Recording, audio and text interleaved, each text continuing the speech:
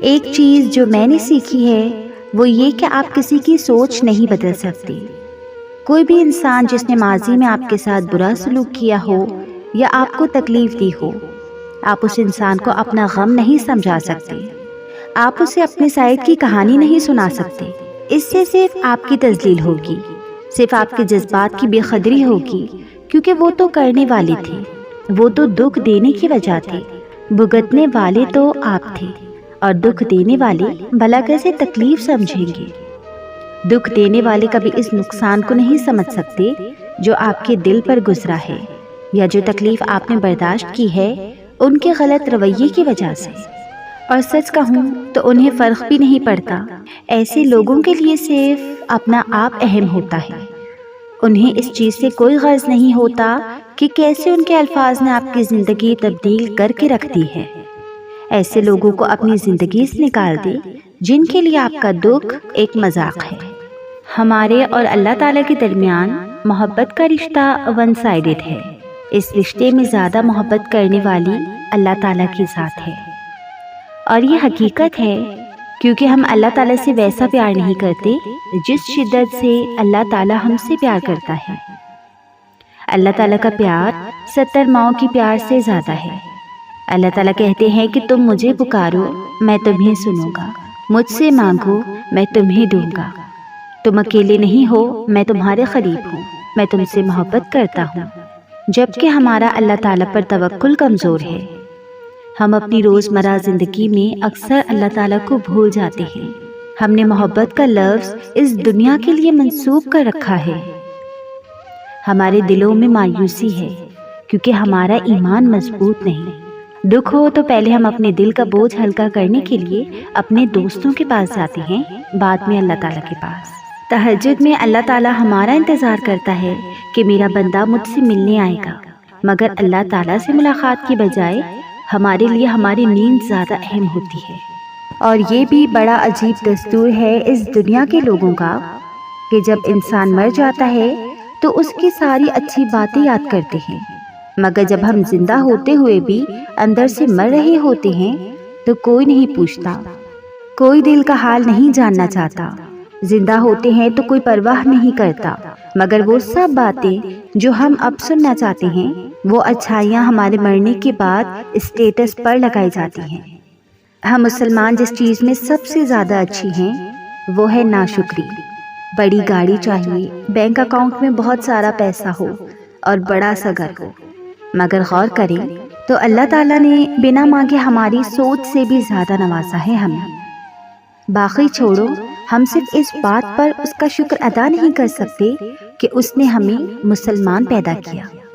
اچھا انسان اپنی غلطی ماننے میں کوئی شرم محسوس نہیں کرتا، اور احساس ہو جانے کے بعد معافی مانگنے میں دیر نہیں لگاتا، جبکہ برا انسان اپنی غلطی کا قصوروار بھی دوسرے کو ٹھہراتا ہے۔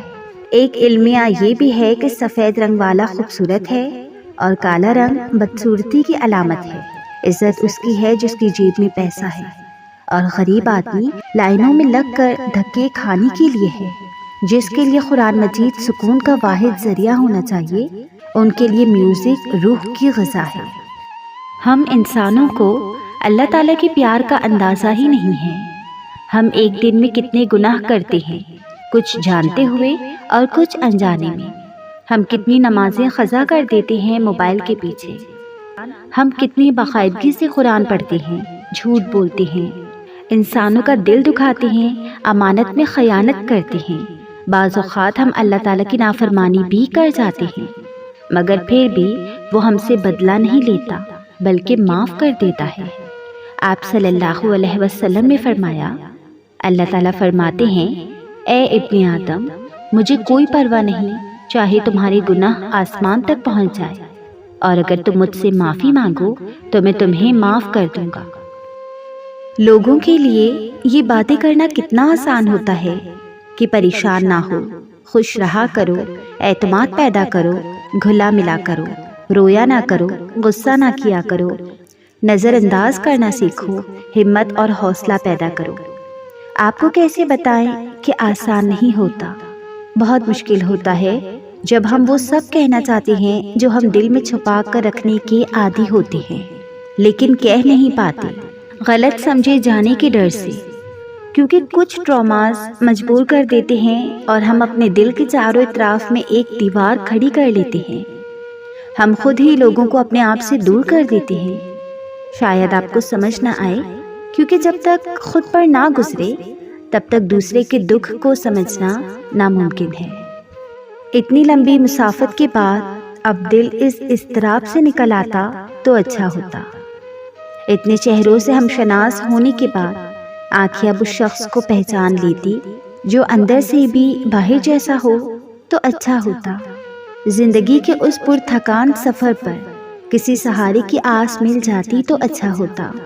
آس پاس کے شور بڑے تماشے میں دماغ ہے کہ لاپرواہ بنا بیٹھا ہے، بس ایک بار ماضی کا قصہ بھول جاتا تو اچھا ہوتا۔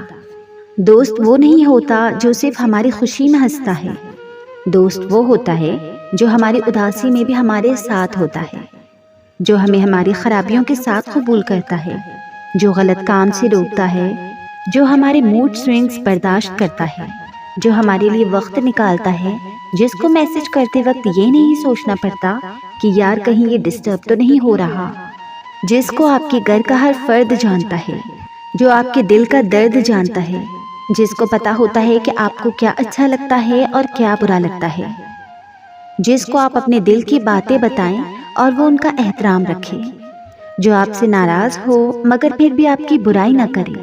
دوست وہ ہوتا ہے جس کو بار بار ایک ہی بات نہ بتانی پڑے، جس سے اس بات پر لڑائی نہ ہو کہ تم نے میرے اسٹیٹس پہ کامنٹ کیوں نہیں کیا، وہ جو پیٹھ پیچھے آپ کو ڈیفینڈ کرے۔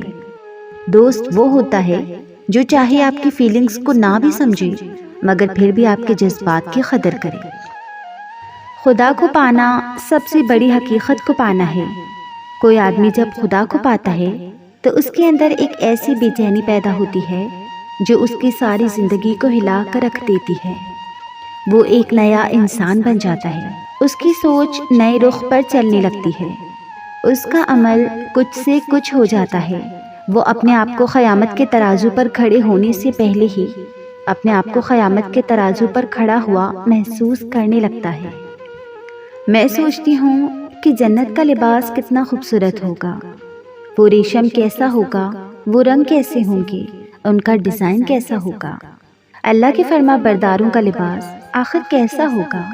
جب جنتی اپنا لباس پہن کر تختوں پر بیٹھیں گے، وہ منظر کیسا ہوگا، چمکتے ہوئے چہروں کے ساتھ جنت کی محفلوں کا حصہ بن کے لطف لینے کے لمحوں کا مزہ کیسا ہوگا۔